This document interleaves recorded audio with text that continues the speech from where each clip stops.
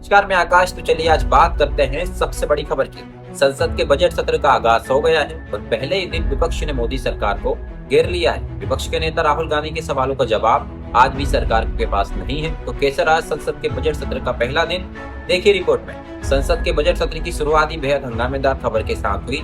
देश भर में इस समय नीट का मामला छाया हुआ है और लोकसभा में राहुल गांधी ने इसे लेकर मोदी सरकार को घेर लिया है।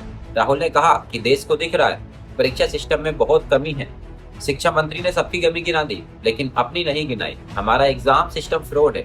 राहुल ने कहा कि शिक्षा मंत्री ने सुप्रीम कोर्ट और पीएम मोदी के बारे में बात की लेकिन वहां यह नहीं बता पा रहे हैं कि वहां इस पर क्या कह रहे हैं। दरअसल शिक्षा मंत्री ने राहुल गांधी के बयान के बाद कहा था कि यह मामला सुप्रीम कोर्ट में है और कोर्ट के फैसले का इंतजार सरकार को है। यानी नीट पर सरकार कुछ नहीं करेगी, जो करेगा कोर्ट करेगा। राहुल गांधी की बात का समर्थन करते हुए सपा चीफ अखिलेश यादव ने कहा कि हमें धर्मेंद्र प्रधान की शिक्षा मंत्री रहते किसी जांच पर भरोसा नहीं है। पहले शिक्षा मंत्री को हटाया जाए, इनके रहते न्याय नहीं मिलेगा। नीट पर संसद में सरकार बुरी तरीके से फंसी हुई दिखाई दी।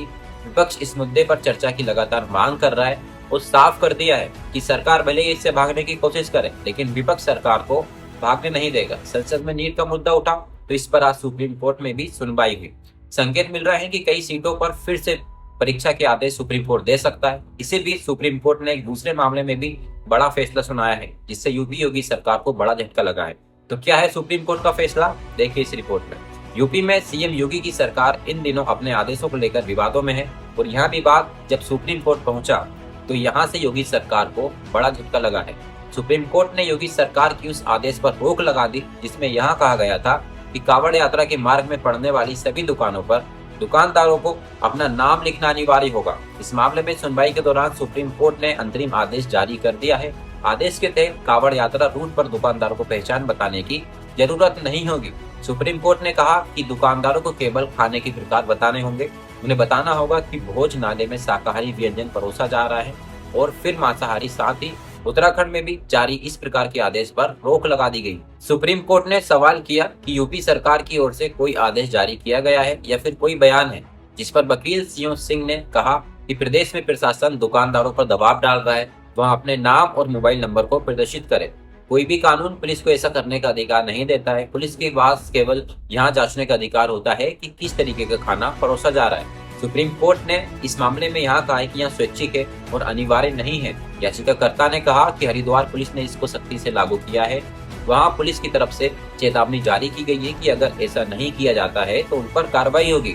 मध्य प्रदेश में भी इसी तरीके की कार्रवाई की बात की गई है, जिस पर सुप्रीम कोर्ट ने 3 राज्यों की सरकार को नोटिस जारी कर जवाब पेश करने को कहा है। इसी बीच जस्टिस भट्टी ने कहा कि केरल के एक शहर में 2 प्रसिद्ध शाकाहारी रेस्टोरेंट है, एक हिंदू का एक मुसलमान का। मैं व्यक्तिगत रूप से मुस्लिम के रेस्टोरेंट में जाना पसंद करता था क्योंकि वहाँ सफाई अधिक नजर आती थी। इस पर सिंघवी ने कहा कि खाद्य सुरक्षा कानून भी सिर्फ शाकाहारी, मांसाहारी और कैलोरी लिखने की बात कहता है। बता दें कि एक एनजीओ ने सुप्रीम कोर्ट के इस आदेश को चुनौती देते हुए याचिका लगाई थी। अब इस मामले में अगली सुनवाई 26 जुलाई को होगी।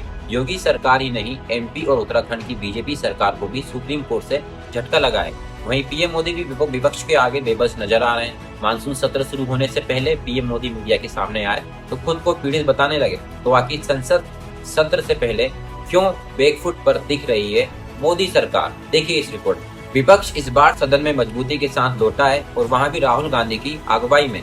ऐसे में पूरे इंडिया गठबंधन का जोश हाई है। इनकी बानगी पिछले दिनों संसद में हमें देखने को मिली, जहां इंडिया गठबंधन ने विपक्षी एकता का उदाहरण देते हुए पीएम मोदी सहित पूरी एनडीए सरकार को तमाम मोर्चों पर चौतरफा घेर लिया था।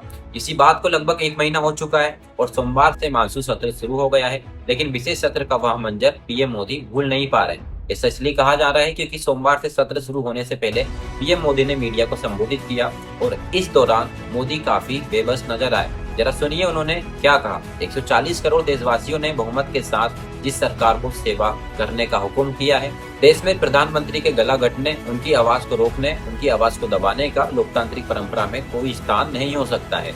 इसका कोई पश्चाताप नहीं है, दिल में दर्द नहीं है। वीडियो में पीएम विपक्ष की शिकायत करते हुए सुनाई दे रहे हैं। उनको विपक्ष ने बोलने नहीं दिया। दरअसल एक मजबूत विपक्ष क्या होता है, इनका पिछले 10 सालों से पीएम मोदी को भान नहीं था। और जब विपक्ष मजबूत होकर सदन में पीएम मोदी के भाषणों के दौरान उन्हें NEET, Manipur, Agniveer, paper leak, electoral bond, exit poll, stock market में स्कैम जैसे मुद्दों पर जवाब मांग रहा है तो इस आवाज में पीएम मोदी की शिकायत हो रही है। अब देखा जाए तो पीएम मोदी को आदत डाल लेनी चाहिए, क्योंकि विपक्ष की आवाज फिलहाल किसी तौर पर कम होने वाली नहीं है।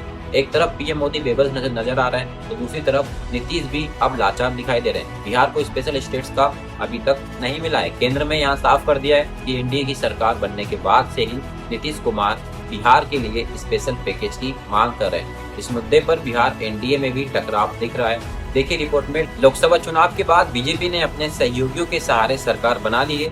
नीतीश कुमार की जेडीयू और चंद्रबाबू नायडू की टीडीपी एनडीए सरकार की दो प्रमुख बेशाखाएं हैं जिन पर सरकार टिकी हुई है, और अब इन दोनों ही दलों ने बीजेपी के सामने अपनी मांग भी रखी है।